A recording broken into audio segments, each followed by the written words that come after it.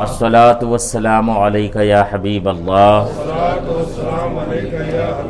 الصلاۃ والسلام علیک یا نبی اللہ، وعلی آلک وصحابک یا نور اللہ صلی اللہ تعالی علیہ وسلم۔ قرآن مقدس کی ایک بڑی ہی مختصر اور چھوٹی سی آیت کریمہ تلاوت کرنے کا میں نے شرف حاصل کیا ہے، اور انشاءاللہ وقت محدود تک آج اس بزم میں معمول کے مطابق سیرت غوث اعظم کے چند گوشوں پر انشاءاللہ روشنی ڈالنے کی کوشش کروں گا۔ تو ہے وہ غوث کہ ہر غوث ہے شیدا تیرا، تو ہے وہ غوث کہ ہر غوث ہے شیدا تیرا، تو ہے وہ غیث کہ ہر غیث ہے پیاسا تیرا۔ غیث، غوث تو سمجھتے ہیں، غیث کا مطلب بارش کے ہوتے ہیں، بارش۔ تو ہے وہ غیث کہ ہر غیث ہے پیاسا تیرا۔ سورج اگلوں کے چمکتے تھے چمک کر ڈوبے، افق نور پہ ہے مہر ہمیشہ تیرا، افق نور پہ ہے مہر ہمیشہ تیرا۔ مرغ سب بولتے ہیں بول کے چپ رہتے ہیں، ہاں اصیل ایک نوا سنج رہے گا تیرا۔ جو ولی قبل تھے یا بعد ہوئے یا ہوں گے، جو ولی قبل تھے یا بعد ہوئے یا ہوں گے، سب ادب رکھتے ہیں دل میں میرے آقا تیرا، سب ادب رکھتے ہیں دل میں میرے آقا تیرا۔ بقسم کہتے ہیں شاہان شریفین و حریم، بقسم کہتے ہیں شاہان شریفین و حریم، شریفین ایک جگہ کا نام۔ بقسم کہتے ہیں شاہان شریفین و حریم کہ ہوا ہے نہ ولی ہو کوئی ہمتا تیرا، نہ ہوا ہے نہ ولی ہو کوئی ہمتا تیرا۔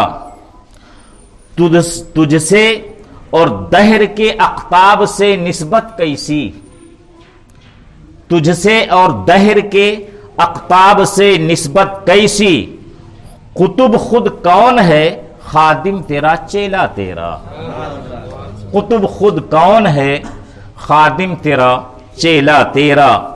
سارے اقطاب جہاں کرتے ہیں کعبے کا طواف، سارے اقطاب جہاں کرتے ہیں کعبے کا طواف، کعبہ کرتا ہے طواف درے والا تیرا، کعبہ کرتا ہے طواف درے والا تیرا۔ اور پروانے ہیں جو ہوتے ہیں کعبہ پہ نثار، اور پروانے ہیں جو ہوتے ہیں کعبہ پہ نثار، شمع ایک تو ہے کہ پروانہ ہے کعبہ تیرا، شمع ایک تو ہے کہ پروانہ ہے کعبہ تیرا۔ ڈالیاں جھومتی ہیں رقص خوشی جوش پہ ہے، ڈالیاں جھومتی ہیں رقص خوشی جوش پہ ہے، بلبلیں جھولتی ہیں گاتی ہیں صحرا تیرا، بلبلیں جھومتی ہیں گاتی ہیں صحرا تیرا۔ کس گلستہ کو نہیں فصل بہاری سے نیاز، کس گلستہ کو نہیں فصل بہاری سے نیاز، کون سے سلسلے میں فیض نہ آیا تیرا، کون سے سلسلے میں فیض نہ آیا تیرا۔ نہیں کس چاند کی منزل میں تیرا جلوہ نور، نہیں کس چاند کی منزل میں تیرا جلوہ نور، نہیں کس آئینہ کے گھر میں اجالا تیرا، نہیں کس آئینہ کے گھر میں اجالا تیرا، اور راج کس شہر میں کرتے نہیں تیرے خدام، راج کس شہر میں کرتے نہیں تیرے خدام، باج کس نہر سے لیتا نہیں دریا تیرا، باج کس نہر سے لیتا نہیں دریا تیرا، اور مزرع چشت و بخارا و عراق و اجمیر،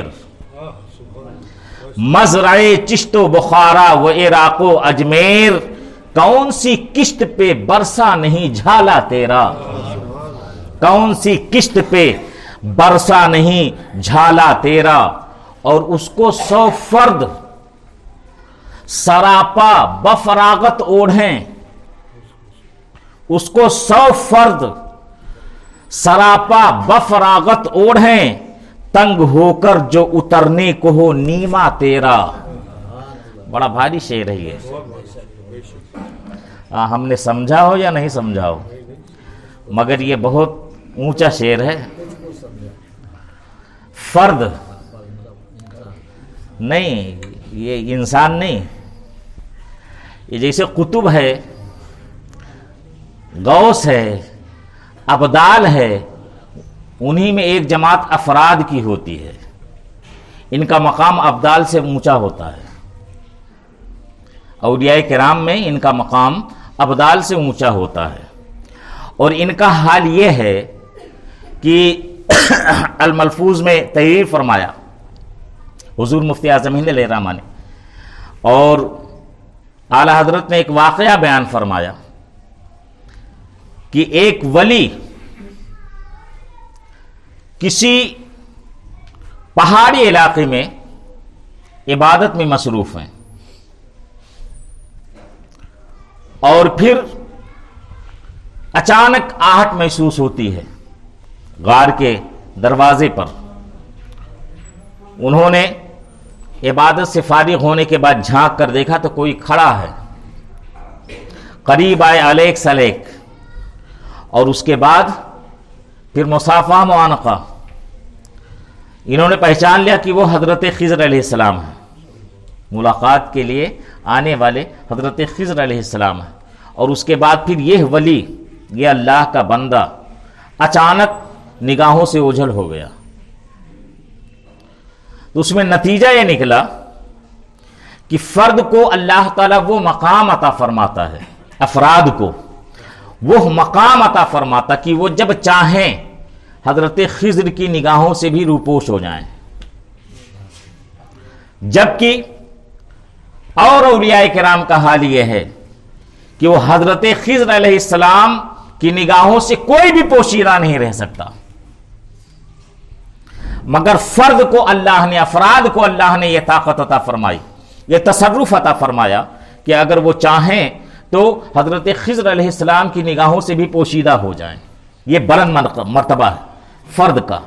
اب یہاں فرد سے وہی لوگ مراد ہیں، اولیاء کرام میں وہی لوگ مراد ہیں جن کو مرتبہ، جن کا رتبہ ابدال سے بھی زیادہ بلند و بالا، اسی جانب اشارہ۔ اس کو 100 فرد سراپا بفراغت اوڑھیں، اور نیما کہتے ہیں جو کپڑا بدن کے اوپر رہتا ہے، اس کپڑے کو نیما کہا جاتا ہے، تو اسی جانب اشارہ۔ اس کو 100 فرد سراپا بفراغت اوڑھیں، تنگ ہو کر جو اترنے کو ہو نیما تیرا۔ آپ کے بدن اقدس سے، آپ کے بدن پر جو لباس تنگ ہو جائے اور تنگ ہونے کے بعد جو اتر جائے، اس کو 100 افراد آرام سے فراغت کے ساتھ باضابطہ اوڑھ سکتے ہیں۔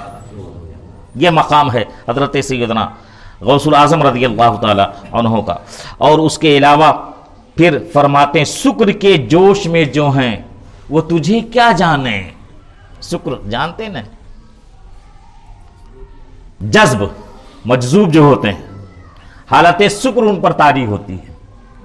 تو جو شکر کے عالم میں ہیں وہ ان کے حوالے سے فرمایا شکر کے جوش میں جو ہیں وہ تجھے کیا جانے، خضر کے ہوش سے پوچھے کوئی رتبہ تیرا، خضر کے ہوش سے پوچھے کوئی رتبہ تیرا، دل آدھا کو رضا تیز نمک کی دھن ہے، دل آدھا کو رضا تیز नमक की धुन है एक जरा और छिड़कता रहे खामा तेरा। अब इसी पर रुकता नहीं, खामा और छिड़क रहा है। आगे एक और कसीदा है जो हुजूर गौसे आजम रज़ी अल्लाह ताला अन्हु की शान अक़दस में ये मकाम, ये मर्तबा और वो अज़मतें जो अल्लाह रब्बुल इज़्ज़त ने अपने प्यारे हबीब सल्लल्लाहु ताला अलैहि वसल्लम के शहजादे को अता फरमाई और जो रुतबा अल्लाह रब्बुल इज़्ज़त ने उन्हें अता फरमाया, हमारी कोताह अक्ल वहां तक रसाई नहीं कर सकती, वहां तक हमारी कोताह अक्ल का पहुंचना नामुमकिन नजर आता है। इसलिए कि औलिया किराम में ऊंचा मकाम अल्लाह रब्बुल इज़्ज़त ने हजरत सैयदना गौसे आज़म रज़ी अल्लाह ताला अन्हु को अता फरमाया है। हालांकि अगर देखा जाए तो सैयदना गौसे आज़म रज़ी अल्लाह ताला अन्हु से पहले हुजूर के ज़माने में जो हजरात हुए, सरकार के जो गुलाम हुए, उनकी सोहबत में जो बैठने वाले हुए, जिन्हें तमाम लोग सहाबा के लक़ब से याद करते हैं और उन्हें सहाबी के बेहतरीन लक़ब से याद किया जाता है, उनका मर्तबा औलिया में तो सबसे ऊंचा है, सबसे बुलंदो बाला है। कोई भी वली कितना भी बड़ा मर्तबा पर फाइज हो जाए, कितनी भी ऊंचाई शान वाला हो जाए, मगर एक सहाबी के रुतबे को नहीं पहुंच सकता, चाहे वो सहाबी कैसा ही क्यों ना हो, अदना से अदना सहाबी क्यों ना हो। मगर एक बात याद रखें, सहाबी कोई भी अदना नहीं होता, मगर सिर्फ समझाने के लिए मैंने आपके सामने अदना का लफ्ज इस्तेमाल किया है, वरना सहाबा में से कोई भी सहाबी अदना नहीं होता।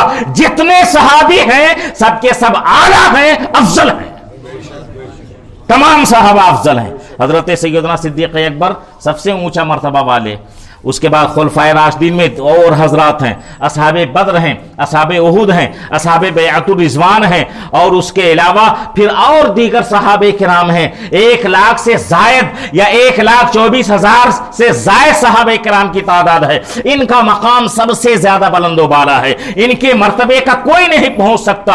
हत्ता कि अपने जमाने का कुतुब हो, अपने जमाने का अब्दाल हो, अपने जमाने का गौस हो, बल्कि गौसुल आजम क्यों ना हो, हजरत सैयदना रसूल अकरम सल्लल्लाहु ताला अलैहि वसल्लम के सहाबे के मर्तबे को कोई भी वली पहुंच नहीं सकता। और दीगर जो औलिया किराम हैं, औलिया में उनका मर्तबा सबसे ज्यादा ऊंचा है, सबसे ज्यादा बचा है। उनसे करामतें जाहिर हों या ना जाहिर हों, ये करामत ये कोई विलायत का मेयार नहीं है। करामत दिखा करके विलायत का पता नहीं चलता है। हवाओं में परवाज करना ये विलायत की निशानी नहीं है। और पानी के ऊपर मुसल्ला बिछा करके उस पर सैर करना, दरिया के अंदर सैर करना, ये कोई करामत वाली बात नहीं है, ये विलायत की निशानी नहीं है, या विलायत का मेयार ये नहीं है कि अगर ऐसा होगा जब ही विलायत का मेयार कायम होगा। ऐसा कुछ भी नहीं है। बहुत सारे ऐसे, बल्कि अक्सर औलिया किराम आपको ऐसे नजर आएंगे कि जो बाज़ाब्ता सारी जिंदगी उनकी गुजर गई है, मगर उनसे कोई करामत जाहिर नहीं हुई, उनसे किसी खिरक़े आदत का ज़ुहूर नहीं हुआ, मगर उसके बावजूद अल्लाह की बारगाह में उनका मकाम इंतहाई बुलंदो बाला है। हजरत ज़ुन्नून मिस्री या हजरत सैयदना बायज़ीद बुस्तामी का वाक़या है। वो बयान फरमाते हैं, मिना में मैंने एक नौजवान को देखा, अल्लाह की बारगाह में उसका रुतबा, उसका मर्तबा इस कदर बुलंदो बाला कि सब लोग अपने अपने जानवर लेकर पहुंचे वहां कुर्बानी करने के लिए। वो नहीफो नातमा इंसान, और वो नौजवान जो बड़ा कमजोर लागर नजर आ रहा था, बाल बिखरे हुए और लिबास बोसीदा और चेहरे पर गर्दो गुबार अटा हुआ, मीना के मैदान में एक गोशे के अंदर खड़ा हुआ है और रो रहा है, ज़ारो कतार रो रहा है। और उसके बाद अपना सर आसमान की जानिब उसने बुलंद किया, मौला ये मालदार लोग आए हैं तेरी बारगाह में अपनी अपनी कुर्बानियां पेश करने, अपने अपने जानवरों का नजराना तेरे नाम पर ये लोग पेश करके तेरी बारगाह में सुरखरुई हासिल करना चाहते हैं। मौला मैं तो नादार हूं, मैं तो मुफलिस हूं, मेरे पास कुछ नहीं है मौला, बस मेरी जान है जो मैं तेरी बारगाह में नजर करना चाहता हूं, अपनी जान का नजराना तुझे पेश करना चाहता हूं। इतना कह करके उस नौजवान ने अपने शहादत की उंगली आसमान की जानिब बुलंद किया और बिस्मिल्लाह अल्लाहु अकबर कहकर उसने अपनी गर्दन पर उंगली फेरी और फिर जमीन पर गिर पड़ा। हजरत बायज़ीद बुस्तामी फरमाते हैं, मैं दौड़ कर गया तो देखा उसकी रूह कब्ज़ से उंसली से परवाज कर चुकी थी।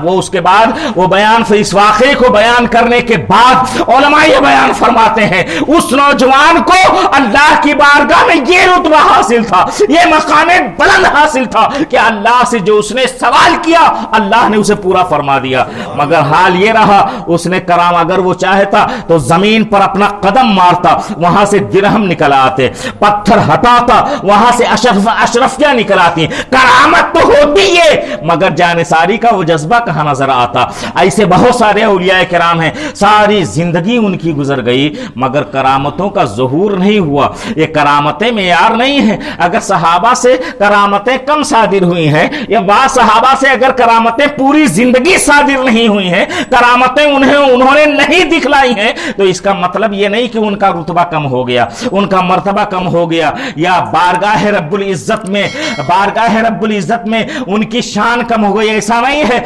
अल्लाह ताला ने उन्हें मर्तबा सबसे बुलंद औलिया में अता फरमाया है, सबसे निराली शान अल्लाह ने उन्हें अता फरमाई है। जबकि नमूने के तौर पर हजरत सिद्दीक़ अकबर से भी करामतें जाहिर हुई, हजरत उमर फारूक आजम की करामतें मशहूर हैं, हजरत उस्मान गनी रज़ी अल्लाह तआला अन्हु की करामतें मशहूर हैं, हजरत सैयदना अली मुर्तज़ा रज़ी अल्लाह तआला अन्हु की करामतें अल्लाह तमाम कायनात के अंदर मशहूर है। और फिर जब उन लोगों का यह हाल है, जब वो तो सबसे बड़े हैं, हम इससे अंदाजा लगा सकते हैं, जब दीगर औलियाए कराम करामतों के ताजदार बन सकते हैं तो जिन्हें अल्लाह के रसूल की मइयत हासिल हुई है उन्हें करामतें क्यों नहीं मिली होंगी? मगर चूंकि उन्होंने अपनी करामतों को अपने दामन पारसाई के अंदर पोशीदा कर रखा था, अपने दामन इफ़्फ़त के अंदर उन्होंने छुपा रखा था, अपने दामन परहेजगारी में उन्होंने करामतों को पोशीदा कर रखा था और करामतों को छुपा रखा था।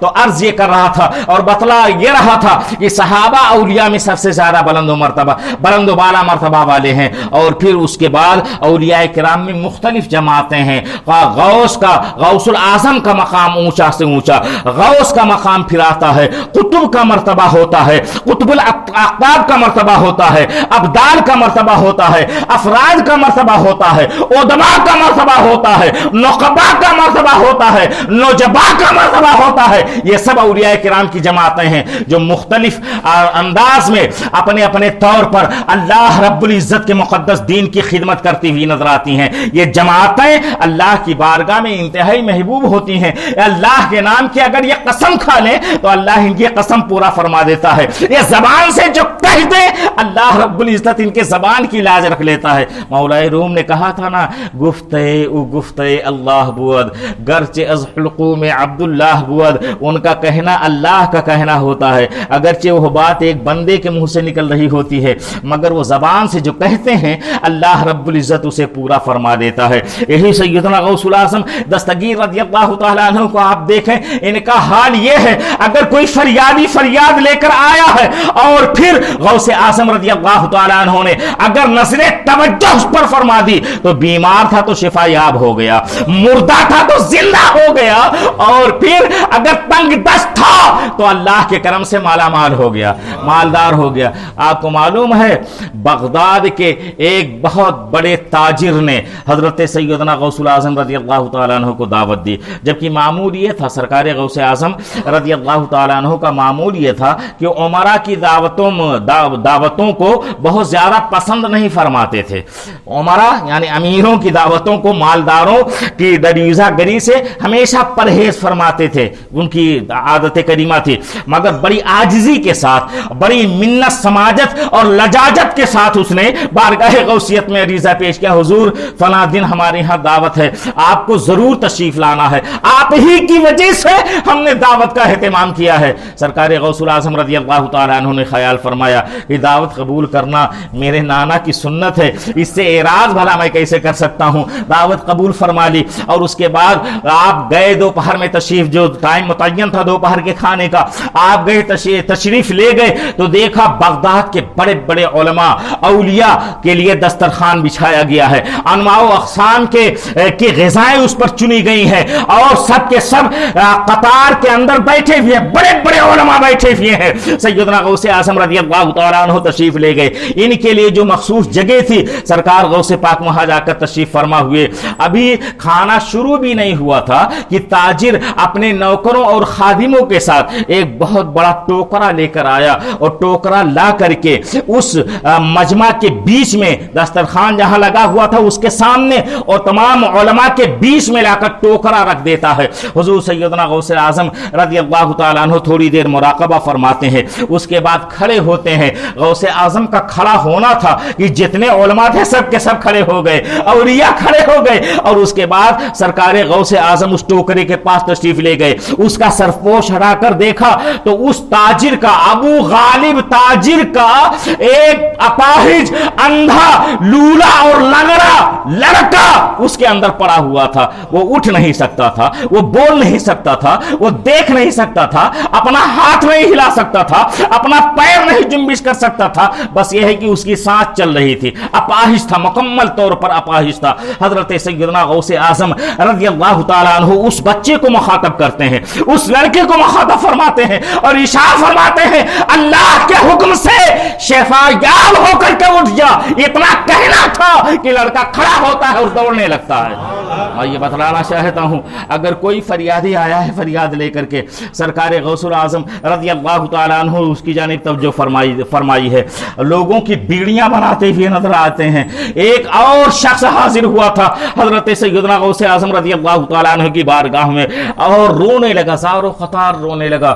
سرکار غوث اعظم رضی اللہ تعالیٰ عنہ سوال فرمایا کہ آخر معاملہ کیا ہے، تو رو کیوں رہا ہے؟ وہ عرض کرنے لگا حضور میری جوان لڑکی تھی، میری جوان بیٹی تھی، وہ چھت کے اوپر عصر کے بعد کپڑا پھیلانے کے لیے گئی تھی، مگر اس کے بعد سے وہ غائب ہو گئی، ابھی تک نہیں مل رہی ہے۔ حضرت سیدنا غوث اعظم رضی اللہ تعالیٰ عنہ نے فرمایا کرہ کے علاقے میں چلے جانا، آج عشاء کی نماز کے بعد کرہ کے علاقے میں چلے جانا، جو میدانی علاقہ ہے، وہاں ایک ٹیلا نظر آئے گا، اس ٹیلے کے اوپر جا کر بیٹھ جانا، میرا نام لے کر کے چاروں طرف دائرہ کھینچ لینا اور وہی بیٹھے رہنا۔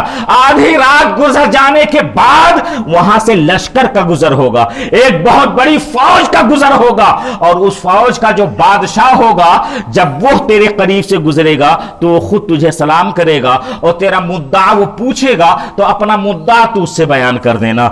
وہ شخص حضور غوث اعظم رضی اللہ تعالیٰ عنہ کے فرمان کے مطابق عشاء کے بعد کرہ کے علاقے میں گیا، ایک ٹیلے پر جا کر بیٹھ جاتا ہے، غوث اعظم کا نام لے کر چاروں جانب دائرہ کھینچ دیتا ہے، اس کے اندر بیٹھتا ہے۔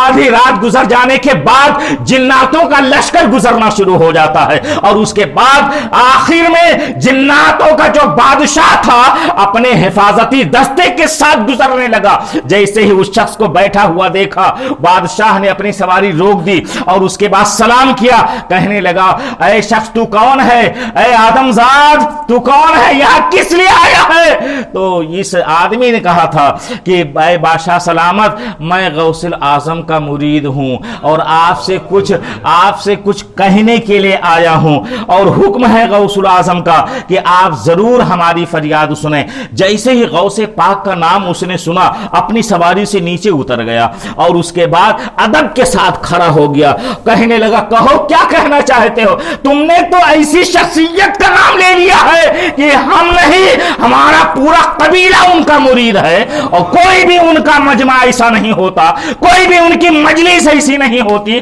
جس میں ہم حاضری نہ دیتے ہوں، ہم تو غلام ہو۔ تو انہوں نے بیان کیا کہ ہمارا ایسا ایسا معاملہ ہے، ہماری بچی غائب ہو گئی اور وہ نوجوان تھی بالکل، اور اس کا کوئی پتہ نہیں چل رہا ہے۔ اس نے کہا اپنے لشکر کو، اپنے سپاہیوں کو اس نے کہا تلاش کرو، دیکھو کون لے کر کے گیا ہے، کیا ہمارے قبیلے سے کوئی لے کر کے گیا ہے؟ سپاہی گئے اور تھوڑی دیر کے بعد واپس آ کر کہنے لگے کہ یہ ہاں ہمارے ہی قبیلے کا، یعنی ہمارے ہی قوم ایک جن لے کر کے اسے بھاگ گیا ہے اور کوہ قاف کے غار کے اندر وہ چھپا ہوا ہے۔ حضرت غوث الاعظم رضی اللہ تعالیٰ عنہ کا چونکہ مرید تھا، انہی کا یہ حکم تھا، بادشاہ کہنے لگا جاؤ اور اسے پا بجولا میرے دربار میں حاضر کرو، یعنی ہاتھ پیر باندھ کر کے میرے دربار میں اسے حاضر کرو۔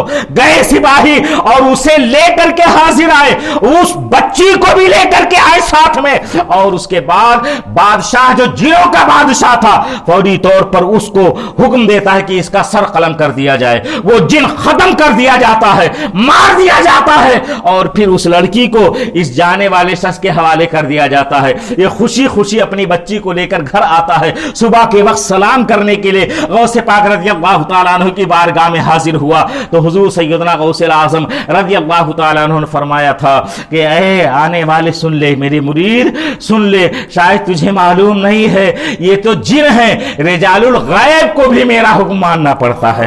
حال یہ رجال الغیب پر بھی ان کی حکمرانی چلتی ہے. وہ اولیاء جو نگاہوں سے اوجھل ہوتے ہیں, وہ اولیاء جو نظروں میں نہیں آتے, وہ پوشیدہ ہوتے ہیں نظروں سے, عوام الناس کی نظروں سے جو پوشیدہ ہوتے ہیں, انہیں رجال الغیب کہا جاتا ہے. اور وہ انسانوں میں سے ہوتے ہیں, جنوں میں سے نہیں ہوتے, وہ انسانوں میں سے ہوتے ہیں. وہ لوگ بھی حضور غوث الاعظم رضی اللہ تعالیٰ عنہ کی بارگاہ میں حاضر ہوتے تو نیاز مندانہ حاضر ہوتے تھے. یہ مقام غوثیت ہے. اور ان کی کرامت بیان کی جائے, وہ کرامتوں کے بھی بادشاہ ہیں اور عظیمتوں کے بھی بادشاہ ہیں, استقامتوں کے بھی بادشاہ ہیں. میں نے گزشتہ رات میں تھانے دار صاحب کے ہاں بیان کیا تھا کہ غوث الاعظم رضی اللہ تعالیٰ عنہ کو یہ شان اللہ نے عطا فرمائی, یہ مقام بلند اللہ رب العزت نے انہیں عطا فرمائی کہ ان کے مرتبے کا حال تو یہ ہے کہ وہ لوگ جو خواب میں دیکھا کرتے ہیں, غوث الاعظم بالمشافہ اس کا مشاہدہ فرماتے ہیں. حضرت علی ہیتی کا مواقع سنا ہے, ان کے خلیفہ ہیں حضور غوث الاعظم رضی اللہ تعالیٰ عنہ کے خلفاء میں ان کا شمار ہوتا. ایک بار انہوں نے عرض کہا حضور میرے لیے دعا فرما دیں کہ میں قطب بن جاؤں. حضور غوث اعظم ہے کا پانی لوٹے میں بھر کر دینے والے یہ حضرت علی ہیتی رحمت اللہ تعالی علیہ, یہ عرض کرتے ہیں حضور آپ دعا فرما دیں کہ اللہ تعالیٰ مجھے مقام قطبیت پر فائز فرما دے. حضور غوث الاعظم رضی اللہ تعالیٰ عنہ نے ارشاد فرمایا علی انتقال سے پہلے تمہیں اس منصب پر فائز کیا جائے گا, تم فکر کیوں کرتے ہو. چنانچہ انتقال سے پہلے اللہ رب العزت نے انہیں قطبیت کا مقام عطا فرمایا. وہی قطب کون ہے؟ خادم تیرا چیلا تیرا ہے. قطب کون؟ خادم تیرا چیلا تیرا, اسی کیا ہے علی ہیتی رحمت اللہ تعالیٰ علیہ. یہ حضور غوث الاعظم رضی اللہ تعالیٰ عنہ کے مجلس واعظ کے اندر تشریف فرما ہے, اور پھر اس واعظ کا حال یہ ہے کہ حضرت علی ہیتی بھی اس کے اندر بیٹھے ہوئے ہیں, واعظ تقریر سن رہے ہیں غوث اعظم رضی اللہ تعالیٰ عنہ کی, اور اچانک ان کو اونگ آ گئی. اچانک انہیں اونگ آ گئی تو انہوں نے خواب میں دیکھا کہ رسول اکرم صلی اللہ تعالی علیہ وسلم تشریف لائے ہیں. جیسے خواب میں آقا علیہ السلام کا دیدار انہوں نے کیا اور جیسے ہی فوراً ان کی آنکھ کھلی تو دیکھا کہ غوث اعظم ان کے نگاہوں کے سامنے ان کے قریب منبر سے اتر کر حضرت علی ہیتی کے سامنے ادب کے ساتھ ہاتھ باندھے ہوئے کھڑے ہیں. حضرت علی ہیتی ڈر جاتے ہیں اور عرض کرتے ہیں حضور ابھی ابھی میں نے خواب میں چند لمحے کہ خواب میں نے آقا دو جہاں صلی اللہ تعالی علیہ وسلم کا دیدار کیا ہے. حضرت غوث اعظم رضی اللہ تعالیٰ عنہ فرمایا علی تم جنہیں خواب میں دیکھ رہے تھے میں بالمشافہ انہیں دیکھ رہا تھا, جبھی تو میں تمہارے پاس آ کر ادب کے ساتھ کھڑا ہو گیا ہوں. آپ ذرا اندازہ لگائیں وہ لوگ جو خواب میں دیکھا کرتے ہیں غوث الاعظم نے بالمشافہ ان چیزوں کا مشاہدہ فرمایا ہے. اور کہا جاتا ہے نا کہ تقدیریں بھی بندے مومن کی نگاہ سے بدل جاتی ہیں. قضائے مبرم تو نہیں ٹلتی, یہ بات حق ہے. قضائے مبرم ایک ہے, قضائے معلق ایک ہے, ایک قضائے معلق مشابہ بمبرم ہے. یہ تین طرح کے تقدیر کا تذکرہ ہے. قضائے مبرم تو نہیں ٹلتی کسی بھی حال میں, مگر قضائے مبرم جو متعلق بمعلق ہوتی ہے اس قضا کا حال یہ ہے کہ اولیاء کرام اگر دعا فرما دیں تو اللہ ایسی تقدیر کو بھی بدل دیتا ہے, تبدیل فرما دیتا ہے. تقدیر بدل جاتی ہے اولیاء کرام کی نگاہوں سے. ہاں اولیاء کرام اگر نگاہ اٹھا کر دیکھ لیں تو تقدیر کتنوں کی تقدیریں بدلی ہیں. ہاں 40,000 50,000 60,000 70,000 کا مجمع ہوتا تھا بغداد میں. پہلے جامع منصور میں آپ خطاب فرماتے رہے. جامع منصور میں جب جگہ کم ہونے لگی, تنگ پڑنے لگی مسجد, تو پھر اپنے مدرسہ نظامیہ میں واعظ کہنے لگے, تقریر کرنے لگے. اور پھر جب وہ مدرسہ بھی تنگ ہو گیا تو بغداد سے باہر میدان میں واعظ فرمانے لگے. دور دراز سے لوگ آتے تھے. ہفتے میں 3 تقریریں ہوتی تھیں. حضور غوث اعظم رضی اللہ تعالیٰ عنہ کی تقریریں ہفتے میں 3 ہوتی تھیں اور 40 سال تک آپ نے تقریر فرمائی. 40 سال تک. 50 سال کی عمر تک تو لگ بھگ یہی حال گزر گیا. 18 سال کی عمر میں بغداد گئے, وہاں کئی سال رہ کر کے پہلے علوم ظاہری حاصل کیا, پھر حضرت حماد رحمت اللہ تعالی علیہ, حضرت حماد دباغ رحمت اللہ تعالی علیہ کے یہاں جا کر کے علم باطنی انہوں نے حاصل کیا, اور پھر مرشد کی بارگاہ میں حاصل ہوئے حضرت ابو سعید مخزومی رحمت اللہ تعالی علیہ, ان سے مرید ہوئے, اور پھر انہوں نے اپنے خلافت عطا فرمائی, اپنا خرقہ عطا فرمایا, اور پھر اس کے بعد ریاضت و مجاہدات کی منزلیں طے کرنے لگے. کعبہ بغداد شریف کے اندر, بغداد شریف کے چاروں جانب جو فصیل بنی ہوئی تھی, برج مشرقی میں کئی دن تک بیٹھ کر کے اللہ کی عبادت کرتے رہے, اور پھر اس کے بعد جنگلوں میں پہاڑوں میں عبادتیں کرتے رہے. اور پھر ایک دن ایسا بھی آیا کہ بغداد میں رہنا ان کے دل پر ذرا گنا گزرنے لگا. خیال آیا کہ اتنے فتنے پھیلے ہوئے ہیں بغداد میں, کوئی معتزلہ ہے, کوئی رافضی ہے, کوئی خارجی ہے, اور طرح طرح کی لوگ باتیں کرتے ہیں رہتے ہیں, متکلمین آپس میں مناظرہ کرتے رہتے ہیں, اور بادشاہوں کا حال یہ ہے کہ اپنے دربار میں اسلام, دین اسلام کی فلاح و بہبودی کے لیے کوئی محفل منعقد نہیں کرتے, بلکہ مشاعرہ منعقد کرتے ہیں. ان کی بادشاہوں کی شان میں قصیدے پڑھے جا رہے ہیں. اس قدر فتنے پھیلے ہوئے ہیں کہ بھائی بھائی میں جنگ ہونے, بھائی بھائی سے جنگ کرنے پر آمادہ ہو چکا ہے. بددل ہو کر کے ارادہ کیا کہ اب ہم نکلیں, اب بغداد کو ہم چھوڑ دیں, اور سنسان علاقے میں گوشہ نشینی اختیار کر کے وہیں زندگی بسر کریں. جیسے ہی بغداد سے باہر نکلنے لگے, ہاتف سے آواز آئی, غیبی آواز آئی, عبد القادر, ہم نے تمہیں لوگوں کی ہدایت کے لیے پیدا فرمایا ہے, تم کہاں بغداد چھوڑ کر کے جا رہے ہو, واپس پلٹ آئے. دوبارہ خیال پیدا ہوا کہ جائے, اور اس کے بعد جب باہر نکلنے لگے تو کمزور انسان, وہی واقعہ, کمزور انسان کو دیکھا, اس کو سہارا دے کر کے کھڑا کر دیا, اور اچانک وہ تندرست و تمانا اور بالکل صحت مند نظر آنے لگا. انہوں نے پوچھا معاملہ کیا؟ ابھی تو تم اٹھنے کے قابل نہیں تھے, میں نے اٹھا کر کھڑا کیا تو اچھے خاصے تنو مند نظر آ رہے ہو, اچھے خاصے صحت مند دکھائی دے رہے ہو. تو اس تمثالی خاکے نے جواب دیا تھا, عبد القادر, میں کوئی انسان نہیں ہوں, بلکہ تمہارے نانا کا دین ہوں, تمہارے نانا کا دین ہوں. اللہ نے مجھے تمثالی مجسمہ عطا فرما دی, تمثالی شکل اللہ نے عطا فرما دی ہے. مجھ کو فتنوں نے کمزور کر دیا تھا, مگر آج تمہارے دست قوت دست نے آج تو ہمیں دوبارہ زندگی عطا فرما دیا ہے. آج سے تمہیں محی الدین کہا جائے گا. اور اس کے بعد بغداد آئے تو جتنے بغداد کے اولیاء تھے وہ سب مبارکباد دینے کے لیے آئے, محی الدین کا لقب مبارک ہو, اللہ نے یہ منصب آپ کو عطا فرمایا. اور پھر اس کے بعد وہ واقعہ بھی رونما ہوا کہ سرکار حضور رحمت للعالمین صلی اللہ تعالی علیہ وسلم خواب میں تشریف لائے. ارشاد فرمایا, بیٹا عبد القادر, تم تقریر کیوں نہیں کرتے؟ تقریر کرو. عرض کرتے ہیں, یا رسول اللہ, میں ان عربوں کے سامنے عجم کا رہنے والا بھلا کیسے تقریر کر سکتا ہوں؟ سرکار نے اپنا لعاب دہن فرمایا, عبد القادر بیٹا منہ کھولو. غوث اعظم نے اپنا منہ کھولا, حضور علیہ السلام نے اپنا لعاب دہن 7 مرتبہ غوث اعظم کے منہ میں ڈالا. اس کے بعد تشریف لے گئے. پھر حضرت علی مرتضیٰ دادا جان تشریف لائے, اور انہوں نے بھی وہی ارشاد فرمایا, بیٹا عبد القادر واز کہو. کیسے کہوں؟ حضرت علی نے بھی وہی فرمایا, آپ اپنا منہ کھولو. انہوں نے منہ کھولا تو 6 مرتبہ اپنا لعاب دہن ان کے منہ میں ڈالا, دامن تھام لیا. حضور ابھی خواب میں آقائے دو جہاں نانا جان صلی اللہ تعالی علیہ وسلم تشریف لائے تھے, انہوں نے 7 مرتبہ اپنا لعاب مقدس عطا فرمایا, آپ نے 6 ہی مرتبہ کیوں عطا فرمایا؟ تو مولا کائنات نے جواب عطا فرمایا تھا, بیٹا کہیں لوگ یہ گمان نہ کرنے لگے کہ میں نبی کے برابری کر رہا ہوں, میں نبی کی ہمسری کر رہا हूँ, इसलिए मैंने 6 ही मरतबा तुम्हारे मुंह में अपना लुआब डाला है। आप अंदाजा लगा, उसके बाद फिर मजमा ऐसा होने लगा, 70,000 80,000 का मजमा होता और गौसे आजम रज़ी अल्लाह ताला अन्हु उसमें तकरीर फरमाते। और जब जोश आता था कुर्सी पर बैठे होते, और जब जोश आता, आज बहुत सारे एतराज़ करते, मैंने ये बात वहाँ भी एतराज़ करते हैं ना, तुम तो इतना ज़ोर से उछलने लगते हो कि ऐसा होने लगता है वैसा होने लगता है।